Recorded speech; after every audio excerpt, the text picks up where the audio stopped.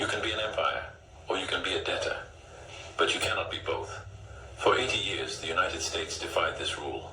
They printed the money, and the world accepted it. They sanctioned their enemies, and the world obeyed.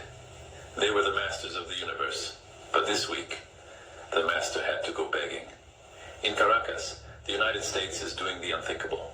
After years of trying to destroy Nicolas Maduro, after seizing his planes, freezing his accounts, and putting a $15 million bounty on his head, Washington is suddenly desperate to make a deal.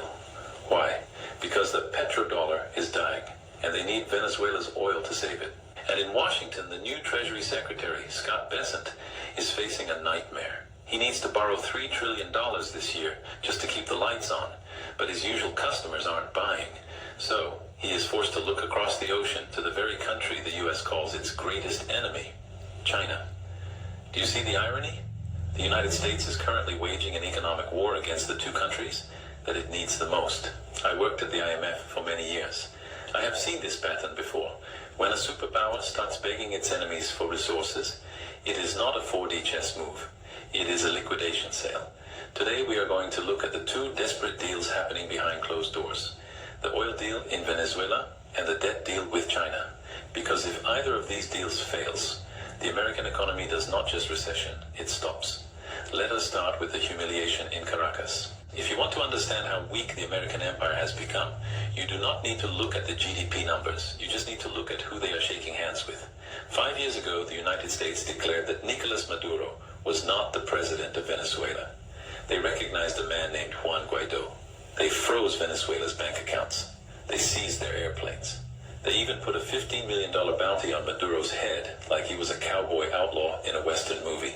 The goal was simple: collapse the Venezuelan economy, force a regime change, and take control of the world's largest oil reserves. So, what happened? Maduro is still there, but the American oil strategy is dead.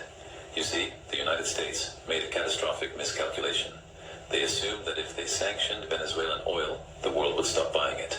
But the world is hungry. China continued to buy. India continued to buy. And here is the detail that keeps the U.S. Treasury awake at night. They did not pay in dollars. Venezuela became the first laboratory for a post-dollar oil market. They started selling their oil for Chinese yuan and increasingly for USDT crypto. By sanctioning them, the U.S. forced Venezuela to build a financial immune system. They proved to the world that you can sell oil without Washington's permission. And now the tables have turned.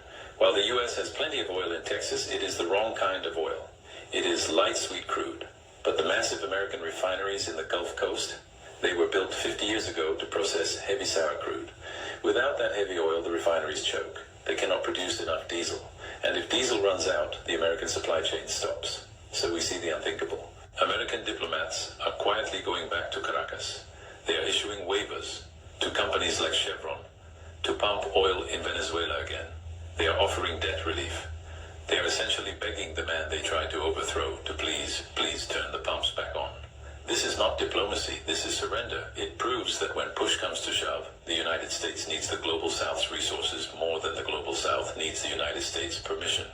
But if the situation in Venezuela is embarrassing, the situation in Washington is absolutely terrifying.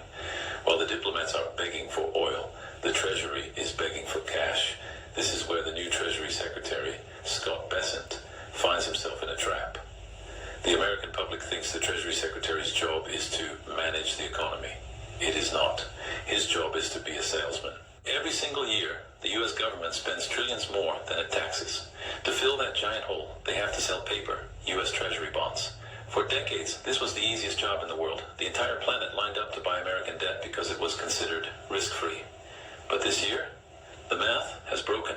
The United States needs to sell $3 trillion in new debt just to survive the next 12 months.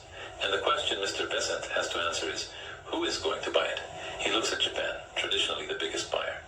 But Japan is in a currency crisis. They are not buying American debt. They are selling it to save their own yen. He looks at Europe. They are stagnant, fighting their own recession. He looks at the American banks. They are already stuffed full of government paper, sitting on unrealized losses. There is only one buyer left on the planet with deep enough pockets to bail out the United States, China. And this is the absolute comedy of the American position. On one hand, you have the politicians screaming about a trade war. You have threats of 60% tariffs. You have generals talking about conflict in the Pacific, but quietly behind closed doors,